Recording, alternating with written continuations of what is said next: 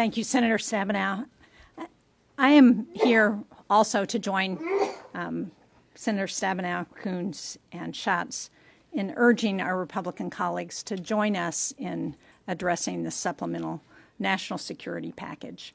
And I'm going to focus my comments on the border because that's really the sticking point at this juncture. And I want to start with the fentanyl piece of what I think is important about this package.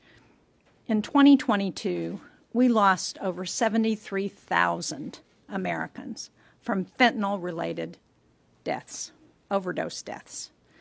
In my state of New Hampshire, fatal drug overdoses are increasing faster than the rest of the country, and 80% of those involved fentanyl. You know, what we heard a couple of weeks ago at the APEC summit in San Francisco was that President Xi and President Biden came to an agreement that addressed precursor chemicals for fentanyl.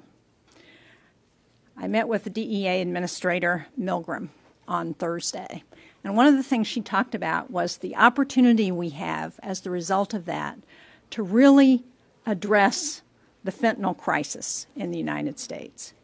But in order to do that, we need the technology that's in this legislation to detect fentanyl that's coming across our southern border overwhelmingly at the points of entry. That's what's in this legislation.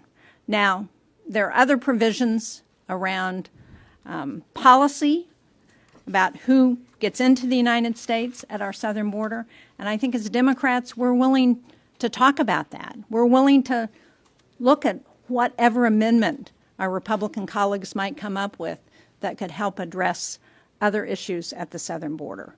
But the reality is failing to pass a national security package at this point that fails to fund Ukraine, fails to provide support for Israel, that doesn't address the humanitarian situation, is just going to embolden our adversaries. Putin, Iran, the Chinese Communist Party, North Korea, all of those who want to take down the United States.